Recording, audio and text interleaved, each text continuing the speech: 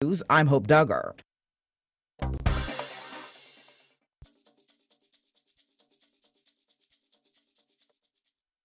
Broadcasting live from the KSHP studios in the heart of Las Vegas, Nevada. It's time to get on the right side of sports betting. It's time for the Odds Couple.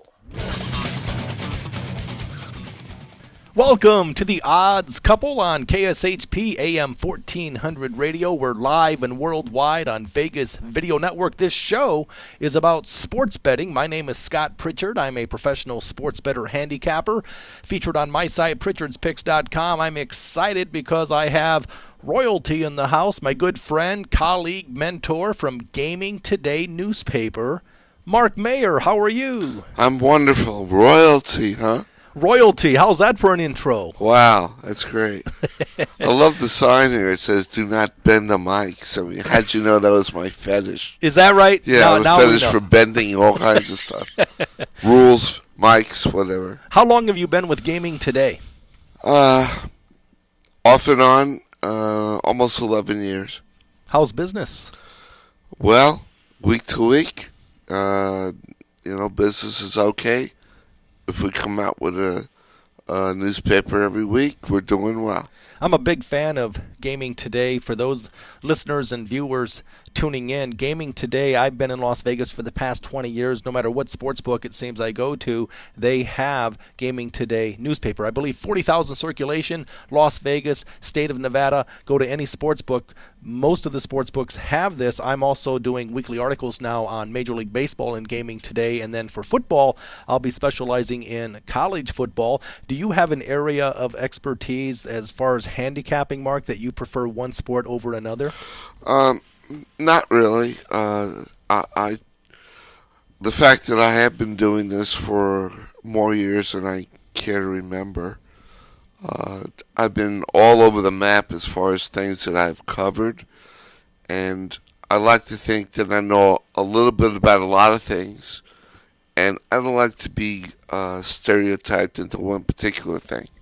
So I feel I can offer insight into just about every sport you can think of.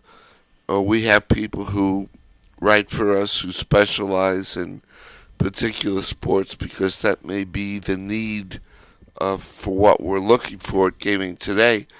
And I like to think that I could converse about anything with anyone. What about the online presence that Gaming Today has? Well, it's something that we addressed a couple years ago. And it's still a work in progress, but it's a lot better than it was 2 or 3 years ago. And I think in the next 2 or 3 years, it'll get even better. You're listening to The Odds Couple on KSHP AM 1400 Radio, Sin City, Las Vegas, Nevada. Scott Pritchard, professional sports bettor handicapper featured on pritchardspicks.com. Studio line is open, 702-221-7283. You have questions, concerns, comments in regards to sports betting. Live chat up and running on Vegas Video Network. Let's get started with some hockey. NHL Stanley Cup Final. Game 3 last night, Boston Bruins at home against the Chicago Blackhawks. Going into the series, the Blackhawks were favored about $1.45. Boston went into Chicago and split. Last night, Boston won the game 2-0. Looking good, feeling good. What say you? Well, I was really excited about this final being an original six matchup, which is something we haven't seen really in about 35 years. Growing up in New York, of course, we're quite familiar with the Boston Bruins. I think the series has lived up to all the hype, and then some. We expected excellent goaltending. That's exactly what we've gotten. I think the Bruins have gotten the edge in this series due to their physical play. I think they're getting the majority of the hits, and Tuukka Rask right now just playing outstanding goals. And Chara is, I mean, who has a 6'9" defenseman? It's just unbelievable. But Chicago has so much talent, and of course got off to that incredible winning streak at the start of the year. I mentioned in my column Mike Emmerich, who does hockey as well as anybody who's ever broadcast the sport, said if those two teams played 100 times, each team would win 50. Well, if I think he's right on with that statement, and it wouldn't surprise me tonight if Chicago came back and tied the series. It's going along basically I think as I thought it was going to go. It'll probably go the full distance, I believe, and will probably be an overtime in Game 7 out in Chicago before this thing is over. But it's a tremendous series. I'm just sorry it's not on the regular NBC, that it's on the NBC Sports Network, because I think the country's missing out quite a bit on a fabulous series.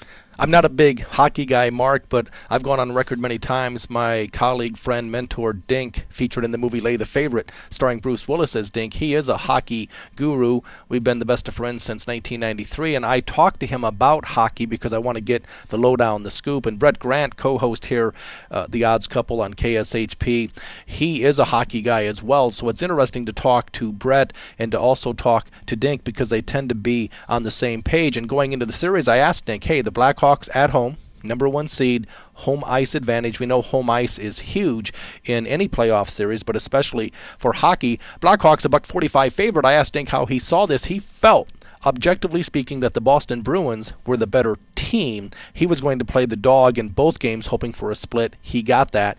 Now the Boston Bruins coming home. I talked to him last night. I was at Station Properties. The side was 130 Boston, and I asked him if he had an opinion. He said he has Boston minus 20 cents. Pretty good idea. He's a sharp player because he's getting the best of it. It closed minus 40. Obviously I couldn't play it, okay, even though I know his opinion professionally was Boston. But why would you lay 40 cents last night when you could have laid 20 cents when it first came out? The total last night, 5 under 45. I think that Boston Bruins goalie, probably the best goalie in all of hockey. At the moment, yes. I mean, when you hold Pittsburgh to 2 goals in a 4-game sweep that nobody saw, and you go back to the Toronto series where Boston was dead and buried, losing 4-1 in the third period, and down 2 goals with about a minute and a half to go, and to tie that game and win it in overtime in Game 7 and knock Toronto out, you almost think, well, maybe they are Destiny's team. Of course, that doesn't always, especially in betting, doesn't always pan out. Right. And it's not something you want to fall in love with as a bettor, to think that Destiny is going to drive your money. But still, the Bruins are riding a wave right now. These are 2 hockey-craved franchises. Fans love hockey in Boston and Chicago. Only Detroit, maybe, it would have been equally matched in Hockey Town. So, like I say, it's going to be a fabulous series. Another thing that Dink pointed out to me, Mark, was the fact that he felt Boston was the better team simply because they were playing great hockey going into the Stanley Cup Finals. Not to take anything away from the Chicago Blackhawks, but as you touched on, they were red hot early, something ridiculously sick, 18, 19 consecutive wins early on in the season, but that was a few short months ago as opposed to current form. How are you playing now? He felt Boston was the better team going in, and you have to shade it to Chicago's favor simply because of home ice. Boston has proven that they can win on the road. I don't see home ice as being as important in this series as in the past. I think both teams are capable of winning on the other team's ice. I just see this as a matchup of styles rather than a matchup of, well, which team is at home. Certainly it helps to have the big crowd behind Boston. And last night they clearly played with more energy. I would expect Chicago to come out a lot more energized in Game 4 and it's going to be a great game.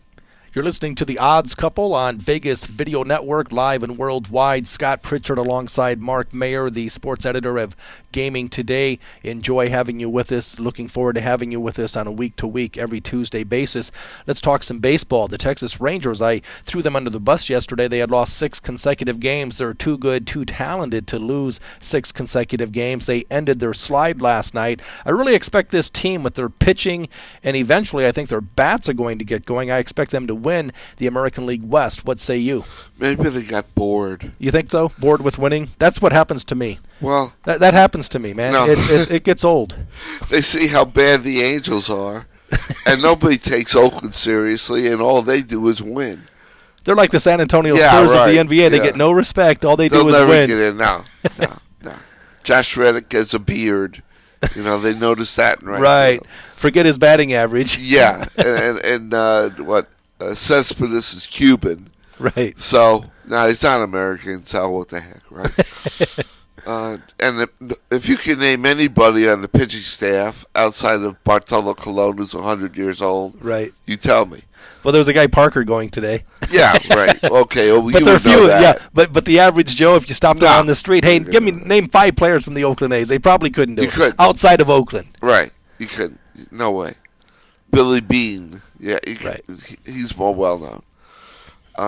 But I saw Texas rallied last night. They were down 3-0, I think, or 3-1. 6-3. Yeah, they were up 3-0, then down 6-3, came back to win by 1 run, 8-7 or something, I believe. Right. So, maybe that'll kickstart them again. But it's a long season. It really is.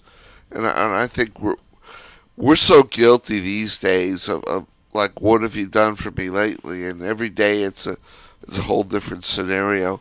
I mean, if you look over in the other divisions in the American League, what I tried to touch on was watch out for Toronto, a team like the Angels has been crucified all year for the amount of money that they spent in the offseason to pay their payroll, and were buried in last place. Now they've won 6 or 7 in a row. They're only 3 games under 500 in a very evenly matched division. They're right back in the thick of the American League East. So, I mean, it's just too early to really get all hot and bothered, I think.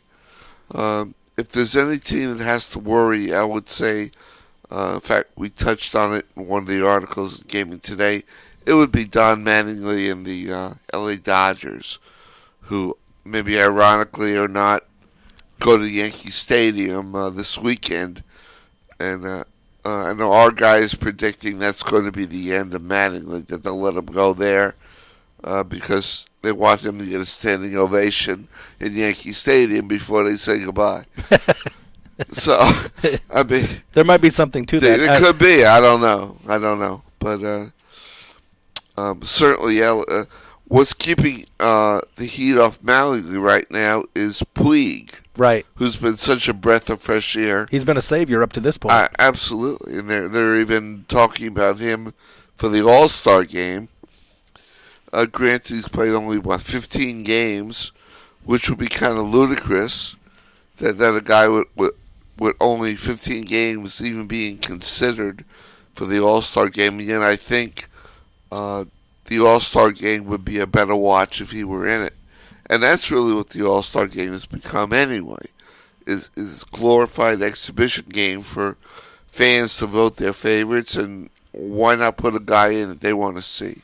I want to expand on your point. I thought you brought up a very good point, Mark, in regards to the Toronto Blue Jays. Going into the season, they were my pick to win the American League East based on the acquisitions they picked up during the off-season. They were a sexy pick, but much like last year's Miami Marlins, this team laid an egg early, but timing is everything. You have to know when to get on, when to get off. I was on the Blue Jays early, and I was losing, so I respectfully said, screw you, I'm done following this dog crap team. And so, but now, lately, I've been on this team. They've won 6 consecutive games. I do want to touch on one of their aces, Dickey, because this guy, perception stated that they felt going to Toronto controlled environment that his knuckleball would be even more effective, but I think now just the opposite. When he's on the road, when he's outdoors, that ball moves in a controlled environment, but it moves a lot more. How do you hit that thing in the wind, per se? It's tough for him to control strikes, but he's been very effective on the road. He's pitching a lot better now than he was a few weeks ago.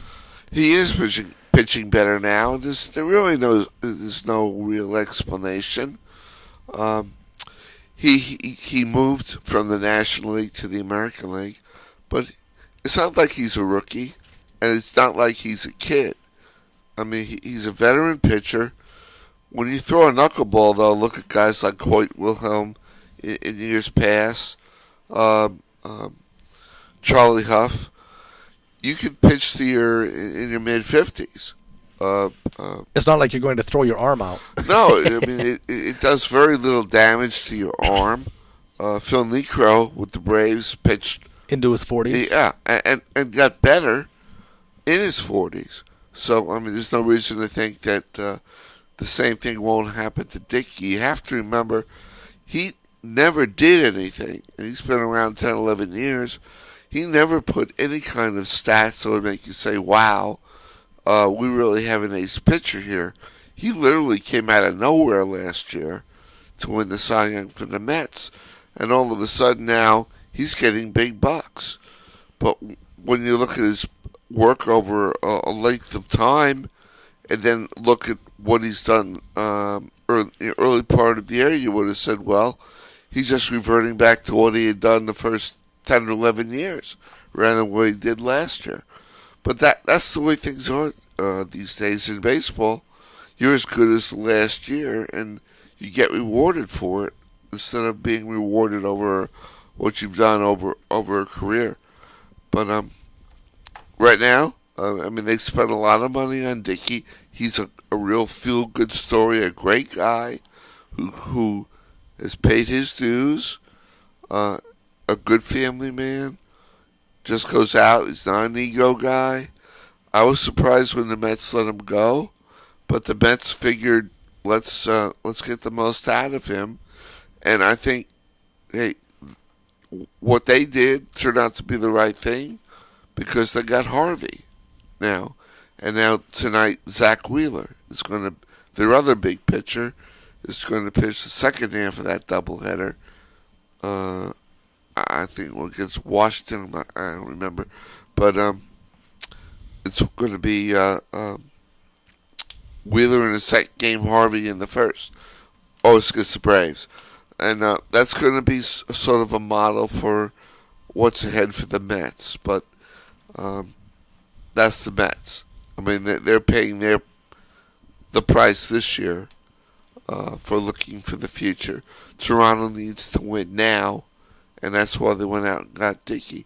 So it's going to work out well for both sides. Our special guest on The Odds Couple is Mark Mayer, the sports editor at Gaming Today. Scott Pritchard, check me out on my site, pritchardspicks.com. Some of the information is free. Some of it you have to pay for, but opt in today for free daily picks. I'm doing another sports betting seminar at Harrah's on the Strips. It would be regular season opening weekend, actually, for pro football. Friday, September 6th from 9 to 5 p. I'll be joined by fellow professional sports bettor Dink, talking how to make money betting football. Go to my site for further details. Check me out also on VegasInsider.com. We have 1 million views per day. Been with the website for the past 12 years. I love the site because the plays are time-stamped and documented. Tim Donaghy, former NBA official, reached out to me a couple of months back. I'm now one of the featured handicappers on his site, refpicks.com. The studio line is open, 221-7283, live chat up and running. We always enjoy fielding those live chat questions. Mark Mayer from Gaming Today joining me today on The Odds Couple. We go live Monday through Friday from 10 to 11 Las Vegas time. Having a blast. Yesterday, the executive producer, Scott Whitney, was my guest, and I'm telling you, this is one for the archives. It was one for the ages. I've had so many positive comments because it was so highly entertaining. That's why you invited me, because you had such a good show yesterday? Well, I gave you every opportunity to upstage this guy. Yeah, it's a tough act to follow. You're doing great, but Scott Whitney is a tough act to follow. There you go. There you go. But It was so entertaining and so much fun. If you get a chance, viewers, listeners, if you didn't get a chance to check yesterday's show out, check it out. Go to YouTube. All these shows are documented and archived. It's kind of cool, man. We're talking simulcast live on KSHP AM 1400 Radio, Las Vegas, but live and worldwide Vegas Video Network. The best of two worlds. Al, the board man, we could not do this show without him. He's a diehard Dodger fan. Today, we're broadcasting on KSHP. We broadcast the Dodgers, the Clippers, the Dallas Cowboys, BYU football. The Dodgers game will be broadcast live today at 4 o'clock. I tune in just to see what's going on at the Chicken Ranch. Saturday, I was on the way to a swim party, and they're interviewing the girls, the lovely ladies out there at the Chicken Ranch. Forget the game. I want to hear what's going on at the Chicken Ranch. So it's kind of interesting. I mean, wow. Only in Vegas, man. Or Maybe they should just beam the Dodger games into the Chicken Ranch, huh? Maybe that's an original thought. I like it. Invite one of the girls down there. Maybe Mattingly will get a job there if they let him go. You know, we've been talking about baseball, and a week or two ago, Mark, when we did lunch at Kona Grill at Boca Park, Las Vegas, Summerlin, and you were high on the San Diego Padres. I thought I better take that. I was high on something else. You were high. You're the only person I know that you were high on the Padres, and I'm thinking, man, I don't think this team is as good as their record, but you were right, I'm wrong. This team won their 35th game last night, and the fact is the Padres, 7 consecutive wins. It's amazing to me how many home runs this team has hit. Last night, another winner on the road taking on Barry Zito and the San Francisco Giants, but I give you a lot of credit because you saw this before anyone else. Well, 1 out of 99 is not too bad, is it, right? But all we remember is what have you done lately, and that's a great call, my friend. Well, I started to see a little bit last year, actually, with Chase Headley. I mean, now here's a guy, he led the National League in RBIs, and I dare you, if I asked that in a poll question, if anybody would get that right. I knew Headley was hurt in preseason. So I figured they would get off to a bad start. And I figured once Headley got back the end of April, they were going to start to play better. Well, they did get off to a bad start. They were 5-15. No surprise there. Headley comes back. They're struggling a little bit. Then they start to play well. But what I didn't see was that Headley's had nothing to do with it. Nothing. They got a kid at second base, Jerko. I don't want his last name because I don't want to name like Jerko. or a golfer I saw the day whose last name was Yip. I mean, that's a name that I would change immediately if I were a golfer. Or Bastardo, for obvious reasons. I wouldn't want his name either, but I digress.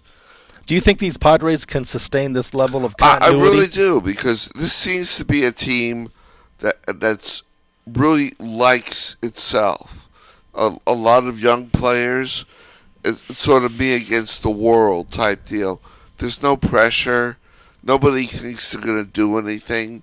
They're all basically about the same age. I love their shortstop, Cabrera. He energizes this team. He can steal a base, a whale of a good shortstop. He gets on base. He gets clutch hits. Jerko is a guy with good power. Another guy with a good on-base percentage and plays pretty good defense. Venable last night made probably the play of the year to beat you out. Sorry about that. Great. Thanks for the reminder. But that was an incredible catch that maybe 5 people saw because it was about 2 in the morning on the East Coast. But I watched the game and I said, well, they're going to win it. They're going to win this game. And sure enough, they did. I want to talk about that game because it goes back to scalping, grinding, getting the best of it. The San Diego Padres last night at San Francisco, Zito was a small favorite, $1.15. I like the Padres on the run line plus 1.5 because I was able to lay 90 cents. All right, I don't lay the lumber. I lay 90 cents when the real price is 214. In the islands, it was minus 214, Padres plus 1.5. I'm getting 24 cents, the best of it, so I'm hoping that the Padres stay within 1. They're up 1-zip, now down 3-1, 3-2, 3-3.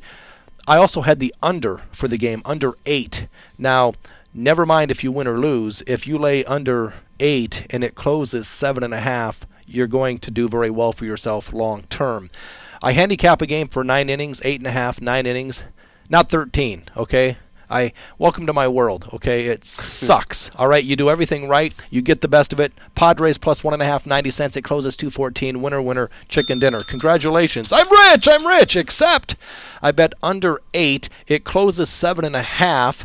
It's 3-3 after 9. 6 runs. I win! No, you don't. It's not a final. So we go to the 13th inning. So now I have to play a game and a half. I have under 8. And the Giants had a great opportunity in the 12th inning to win it. And then your man, the center fielder, playing shallow, made, as you say, the catch of the year. I would have been fine at the Giants. I'm void of emotion. I don't care. I just want to cash my tickets. So had the Giants won in the bottom of the 12th, it's 4-3. I win both sides. I win the total, under 8. I win the run line. Padres, life is good. Except it goes to the 13th inning, and the Padres score not 1, but 2. Why? How did they score 2? So I get a push on the total? The bonehead relief pitcher. I told Jessica, we're watching the game together last night. I said, this is what my life has come down to, right? I'm betting on some stiff who's pitching in the third. I don't even know who this clown is. This is what my life has become. They basically ran out of players, and it was. And the guy walked the guy with the bases loaded. So I mean, I got a push. That's the bad news. The good news is everyone else who bet the under 7.5 lost. So there's some gratification there, not much. But you handicap a game for 9 innings. I think that's why again. I like betting the first 5 innings. The only problem I have with that, Mark, is they limit how much you can bet. Well, they'll let you bet considerably more money for the game. And so that's why in this case, minus 90 cents, it closes 214, run line, value. But value on the total. That's what I do all day, every day. I only bet, A, if I have a strong opinion, and B, I have to get the best of it. But even then, you can do everything right. At least I tied and didn't lose, but I was a big, big, fat winner. Yeah. But I guess I should be grateful because the Giants had a free roll then in the bottom half. They had a guy. That's the concern. The Padres up 2, man on base for the Giants. They don't even care about that guy. I care because that's going to cost me money. But they were able to get the 3 outs before anyone scored. Well, I think if when you look at the Giants Padres matchup, the two teams are similar. I see the Padres as sort of a poor man's Giants, without obviously without the 2 World Series titles, but certainly a team that they play a similar style. They scrap, they claw for runs. East has a very good, deep pitching staff, especially the bullpen, which is going to keep games, to me, below 8. So if I see an 8 number, I'm gonna side with an under, especially when those 2 teams play each other. Just so happened last night it pushed, but I think for the most part you have to look toward the under. And plus it's a pitcher's friendly park. Cold weather and the wind was blowing in, and I think that's why there was a move on that game. Now you say, gosh, how can you say it was a move? It was a half a run, but a move on a baseball total, a half a run is huge in regards to a total, especially in the National League, where you're hovering around 7, 8 oftentimes. Yeah, and any game in San Francisco is kind of crazy. I mean, at the end of the game, you got seagulls flying around, fog. I mean, it could be an earthquake. And anything can happen in San Francisco. It's just a bizarre place. I was watching the game. It's June. And everyone, they're cold, they're bundled up in jackets, and I was reminded by what the broadcaster said, a quote from Mark Twain. Mark Twain's quote. Because we're big on education here on Vegas Video Network and KSHP. Mark Twain said the coldest winter he ever endured was in San Francisco. Was the summer in San Francisco. In the summertime. Yeah. Right. Yeah. All right, we're talking sports betting, the odds couple, Mark Mayer from Gaming Today, Scott Pritchard, pritchardspicks.com. We're going to bring in the big bad wheel. It's time for Spin to win. NBA Finals, we haven't forgot about the Spurs taking on the Miami Heat. Miami at home, it's 7. It's 7.5, 7, a touch of 6.5. Money coming in on San Antonio. This part of the show, Spin to Win, has to do with an objective mindset. The professional sports bettor bets with their head, never their heart. Check your emotions, check your ego at the door. Wherever the wheel lands, I am forced to make an argument for that side. Mark Mayer, being a good sport, automatically has to present and argue for the other side. I have the Spurs. Wow, this is great. Points mean more than opinions. Yeah, I get it. The Miami Heat, the big bad boys of the NBA. Third consecutive trip to the NBA Finals. They won it last year. That was then. This is now. No one cares what you did 2 years ago. No one cares what you did last year. Fact is, you're behind the 8 ball, Miami Heat. You're behind the 8 ball. You're taking on the Rodney Dangerfields of the National Basketball Association, the San Antonio Spurs. Greg Popovich, the best coach on the planet. Pop knows best. This team, plus the 7, it's a bargain. Winner, winner, chicken dinner. All right, you're on the other side, my friend. This is you're easy. Up. This is easy. I've got stats and history on my side. 12-0, the Heat, after a loss. Every time they've lost one game, they have come back to win and cover 12 in a row. Why not 13? Why? And everyone's like, well, the odds are they're due to lose. Well, maybe so. But until it happens, I'm riding it. This is a team that seems to be incapable of sustaining any incentive unless they're behind the 8 ball. I don't know what it takes. Maybe a fire, maybe an earthquake, maybe some woman to go into LeBron's locker room. I don't know what it takes to get them excited, or maybe they have a gigantic ego and they think, well, we could just show up and win. And you're seeing, especially with a work ethic like San Antonio has, how they're able to blow Miami out when Miami's not playing its best game. But when Miami is playing its best game, which I expect will be the case tonight, they will win. And they'll win because they have LeBron James and nobody else does. LeBron James is the best player on the planet. And he will find a way, somehow, whether he's blocking shots off splitter, or whether he's decides to shoot from three-point land, or whether he decides to play point guard and take everything to the hole, or whether he decides to pass and allow everyone else to hit threes. Something good is going to happen. And the crowd will be energized tonight. And when you play Miami, you always have to be aware of the run. It's coming. You know it's coming. It's like a tsunami. Sometime during the game, there's going to be this unbelievable run, and it's going to come out of nowhere. I mean, I've seen games that... I remember they played the Knicks a few months back. They were 20 points down. On a Sunday. Yeah. They're totally out. They're done. They're shot. They win by 20. They go on like a 35-6 run out of nowhere. I mean, that's the way the Heat plays. You can't really describe it. It just happens, and everything is on the defensive end of the scope.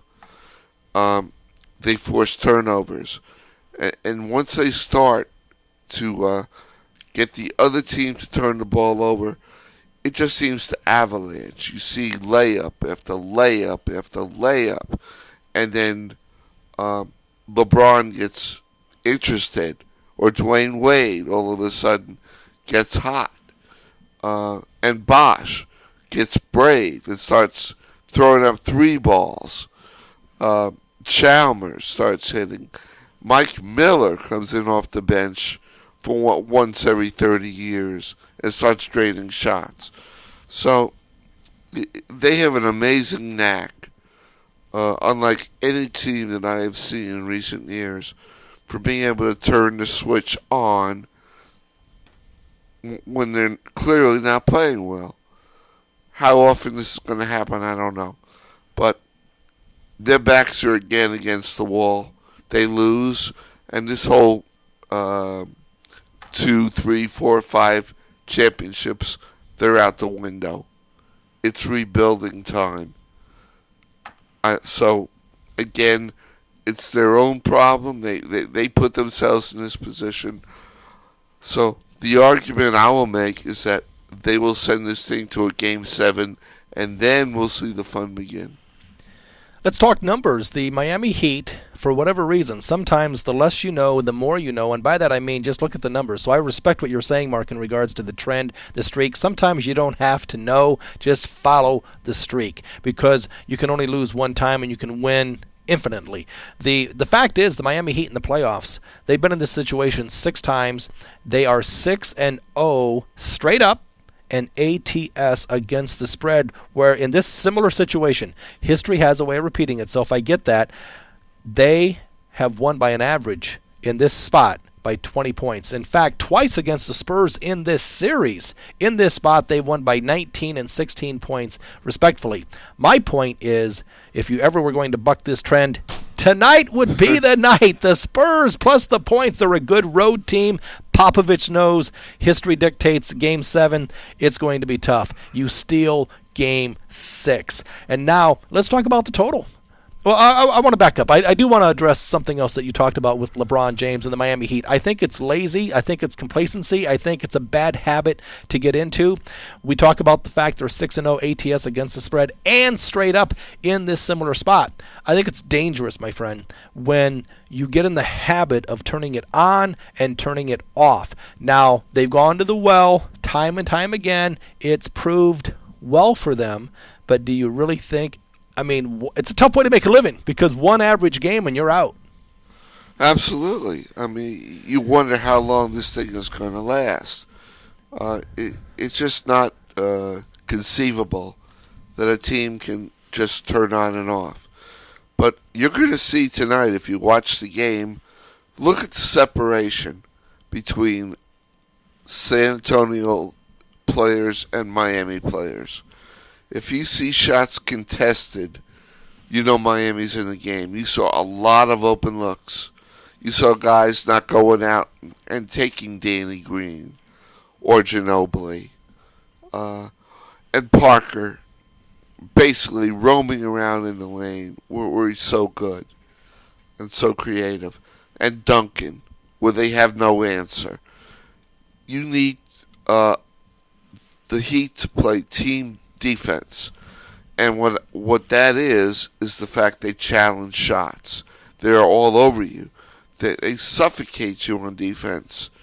They take you at half court. It's something you can't do over 82 games, obviously, because it takes so much out of you physically. And maybe that's part of the problem in the playoffs, is that it takes so much energy to play their kind of a game. But it's down to 1 now. So, you know they're going to empty the tank tonight. And when they come out, if you don't see any separation, if you see Miami with man on man, if they're right on, challenging every single shot, you're going to see problems, San Antonio. And you'll be able, it's something you can see. I mean, if you see separation, distance, even if San Antonio's not hitting, if you see open looks, that's a good sign for San Antonio.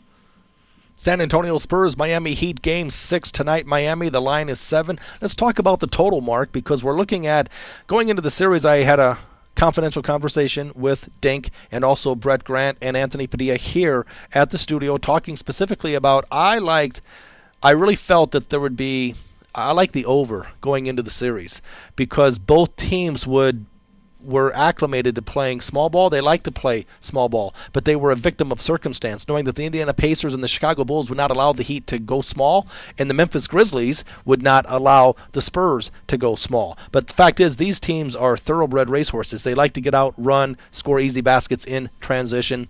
And the fact is, the first 2 games went under the closing total.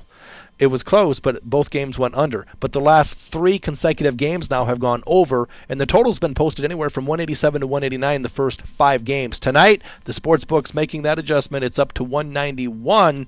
Again, if I were to play it, I would be on the over before the under. The only concern I have, and this is buyer beware, disclaimer, asterisk, okay, and that has to do with the fact in an elimination game, everything's magnified, every possession is huge. They'll try to slow it down, play in mud, but don't kid yourself. These two teams like playing small ball. Yeah, I'm glad you're a totals guy. It scares me. I always tell myself, don't mess with the total, and then maybe I'll see one, and I'll play it, and I'll lose. And then I cuss myself the entire time for messing with it. Because I just don't like to play totals. I think totals are deceiving. It's all about, I'd rather play a side. I feel a little more comfortable. And I always like to play the underdog. It makes me feel comfortable. It is better to receive than to give. Right? Underdogs are oftentimes that's undervalued. The Jewish side of me coming out. I like it. Where it's always much better to get gifts than to give them out. That's great. You know, I've talked before about specifically being a value guy, and I think, Mark, most people would agree with you. I mean, if you talk to sports bettors, the overwhelming majority prefer to bet sides, but I see it totally differently, respectfully. And I say that because there's a reason why the sports books limit how much you can bet on totals, and they really pretty much let you bet whatever you want in regards to sides. Now, I also find I'm always looking for numbers, scalping, grinding, finding a half point, and half the best of it, and I find that in totals. They move. So you find more disparity, you find favorable positions, whereas sides, having done this for 30 years, I find to be much more random, my personal opinion. Hey, I'll buy what you say. All right. Great. Awesome. Short and sweet. All right. I'm looking at sides. Mark Mayer, Gaming Today, Scott Pritchard, Pritchard'sPicks.com. Together we are the odds couple today on KSHP AM 1400 radio, live and worldwide on Vegas Video Network. Live chat up and running. We go live Monday through Friday from 10 a to 11 a Las Vegas time. We're going to take a commercial break. We'll be right back. Have you ever thought you should be on the radio? Or have you considered doing an online video show or podcast? If so, now is your only chance to do both at the same time. KSHP and the Vegas Video Network have teamed up to provide the only multi-camera broadcast quality video and live radio simulcast in Las Vegas. And instead of having your show played at some ungodly hour, the KSHP Vegas Video Network partnership is producing shows that play from 10 a.m. to 3 p.m. Monday through Friday. Imagine having your own radio show broadcasting to the entire Las Vegas Valley, and combine that with an online presence that is viewed in all 50 states and 150 countries, both live and on demand. This is a first and an outstanding opportunity to give voice to your business, your ideas, and your talent. If you'd like your own show on KSHP and the Vegas Video Network, contact us today at 221-1200. That's 221-1200. To the odds couple on KSHP AM 1400 radio, live and worldwide, Vegas Video Network. Scott Pritchard. I've been on a tear. 20 wins, 10 losses. My last 30 plays documented here. Vegas Video Network, KSHP, Kansas City Royals yesterday, minus 30 cents at Cleveland. A little bit nerve-wracking. It was 1-0. I was down in the 8th inning, scored 1, went to the 9th, scored another 2-1. It's not by how many? Just win, baby. Just win. 20 wins, 10 losses. We're going to get to the right side in a few minutes. Right now, I would encourage you to continue to reach out to us on the Odds Couple. Email us at oddscouple@vegasvideonetwork.com. That's oddscouple@vegasvideonetwork.com. We also have web-based voicemail. We would love to hear your voice on our show. Go to our site, Vegas Video Network. Right-hand side, there's a red bar. Click there. In the middle of the page, a green bar, hit the Start Record button. We have live chat up and running, talking sports, sports betting. Keep those questions, comments, concerns coming. If you miss us live, no worries. You can reach out to us, Vegas Video Network, YouTube, iTunes, Roku. Frustration. Welcome to my world. When it comes to betting sports, you don't have to look far to find frustration. Are you kidding me? Jim Leyland, manager for the Detroit Tigers. Are you kidding me? This is a manager who, as I love the Detroit Tigers. I love everything about the Tigers except their bullpen, except Jose Valverde, their closer. This guy single-handedly tried to sabotage, unintentionally, of course, but he sabotaged this team's chances a year ago. In spite of his incompetence, they went on to play in the World Series before ultimately losing to the San Francisco Giants. So what do? You cut him, you let him go, and then let's bring him back. Maybe we overreacted. Let's bring this clown back. So a few, maybe 7-8 days ago, I talked about it on the air. I had the Tigers against the Kansas City Royals. I'm up 2-0. We go to the ninth. They bring in this buffoon. He gives up a 0-2, 2-out, 0-2 count, 2-run dinger to Kane, who hasn't he's hit 2 home runs the entire year. And Jim Leyland, how bad is Valverde? He took him out. He took him out of the game, which I'm thinking, why did you put him in? Why did you put him in? And then, of course, the Tigers lost in the 10th inning. So I went on record as saying, when it comes to the Tigers, I repeat, do not bet them for the game. Bet the first 5 innings. No team has been better in baseball in cashing tickets the first 5 innings than the Detroit Tigers. The only downside is sportsbooks limit you, where I bet, to a nickel on the first 5 innings. So that's kind of a dilemma.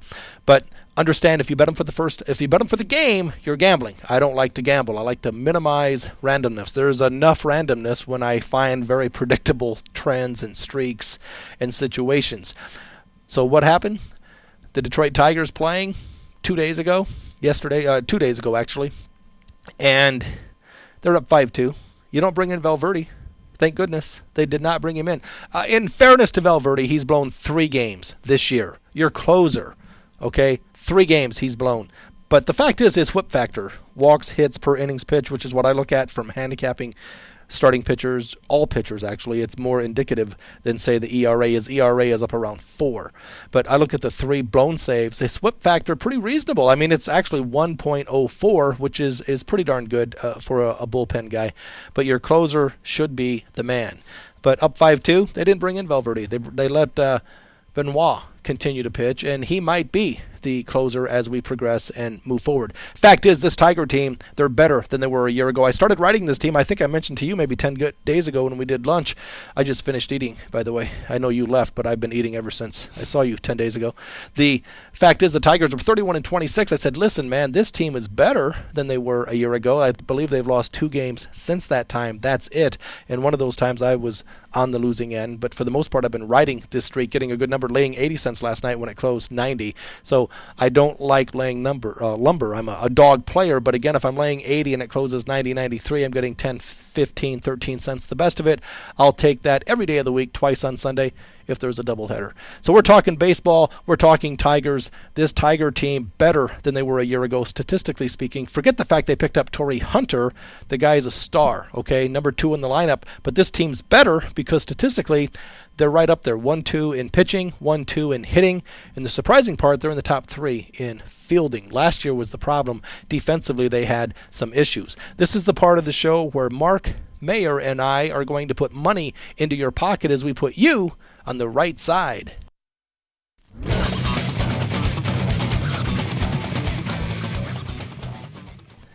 On this show, the odds couple, I've gone on record as saying that I'm on a streak. 20 wins, 10 losses. Every day I give out one play, one time. It's not how many you play, it's how many you win. Most unsuccessful sports bettors know just enough to get themselves into trouble. A little advantage goes a long way. I'm looking at a baseball game today. The Texas Rangers are at home against the Oakland A's. Let's take a look at this pitching matchup. I know we have Parker going against Darvish. I love Darvish. He's 7-2, but he's better than that. Look at the whip factor, 0.94 for this Texas stud horse. 0.94 versus Parker, 1.35. Oakland A's on the road. I like the over in this game. The total for the contest is 8. I think the Texas bats will come around, especially against Parker. And Darvish, he was a star his last time out, but the bullpen let him down. So I think 8, American League game. The pitcher is not batting. 8 runs. Wow. Red Rover, I love the over. Mark, do you have a play for our listeners, viewers out there today? Yeah, I'll give it quick, okay, real quick. Kansas City. They've won 11 of the last 13. It appeared that their ship had sailed a few weeks back, but they bounced back nicely. They're like San Diego. They're a team that's hungry, a young team that they believe. I think they caught a second wind. And Irvin Santana is pitching some of the best ball of his career. Royals. Well, that's a good, interesting pick because the Royals were good early, then they were very bad. But as you say, 11 of their last 13. I was on them yesterday, minus the 30 cents, on the road against Cleveland. I'm a big Shields guy. And the Indians just too erratic, too inconsistent to get me to back that team. I do want to talk over-unders. The L.A. Angels, all right? Dead over team. I've been talking about it all year. It makes sense. Their pitching questionable, but their hitting has been good. Their pitching has picked up, but their hitting continues to be pretty darn good. I'm going to Anaheim again this weekend to check out the weekend series between the Pirates and the Angels. Last time I went and saw the Astros play, only to watch the Angels lose 4 consecutive times. And of course, I'm a dog player, but I didn't take the Astros. Wish I would have made a lot of money. But I was on the Angels run line at a pick. I mean, minus 1.5 pick, minus 10 cents basically, and had a losing weekend. But I made a good deal on tickets, so yeah, great. I pay $15 and lose $2,000 at the bet window. Very nice. I'm a genius. All right. Looking at over-unders, the Angels have been a dead over team. 41 of their 69 games have gone over. Another dead over team has been the Tampa Bay, not the Buccaneers. I just like saying that. The Tampa Bay Buccaneers, the Tampa Bay Rays. 39 overs, 24 unders. We have 2 teams that have been dead under teams, the Texas Rangers. Okay, I'm going to buck that trend. They have been a light hitting team, surprisingly enough, maybe because of Josh Hamilton heading out west to Anaheim to play for the Angels. He's no longer in that lineup. But I look at the Rangers, 42 of their 67 games have gone under the total. They have very good pitching. And the Royals, 40 of their 65 games have gone under the total as well. Mark Mayer, gaming today. Great having you with us. Any parting shots, my friend? Well, you talked about Valverde, Papa Grande. I don't know how that guy's still in baseball. It's really a joke. But so whatever if he messes up with Detroit, it's their own fault. He's the Mark Sanchez of baseball. Yeah, this team is so stacked. The only question mark, and it's a big question mark, is their bullpen, namely Valverde.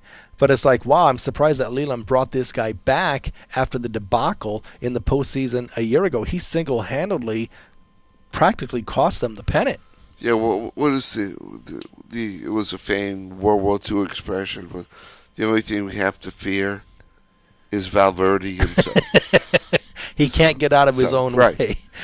You're listening to The Odds Couple on KSHP AM 1400 Radio. We're live and worldwide on Vegas Video Network. Scott Pritchard, Mark Mayer from Gaming Today newspaper. We talked a little bit off air about the British Open. You have a long shot dude you're looking at? Well, it surprised me a little bit that Justin Rose is 20-1. I mean, when you look at that, that's a very nice play. It's a little too early, really, to sort of size up the British, but I would think that this is going to put a lot of energy into the foreign players. That I think you may see a non-American win the British Open. Mark, you've been great. Love having you on the show. We'll see you next Tuesday. Look forward to it. I get a chance to redeem myself or something. Right on, absolutely, right. Man. Stealing another the co-host yesterday stole the show, Scott Scott Whitney, and now you're stealing the show. It's like I'm going to be exit stage left here any day now. You've been listening to The Odds Couple on KSHP AM 1400 Radio, live and worldwide, Vegas Video Network, live chat, the phone lines open. People were shy today. We always get live chat questions, usually a caller or two, but today, so much rich content. That was just gross, this entire thing. That's exactly what it was. Yeah. For Mark Mayer from Gaming Today, my name is Scott Pritchard, Pritchard'sPicks.com. Good luck, goodbye, good riddance.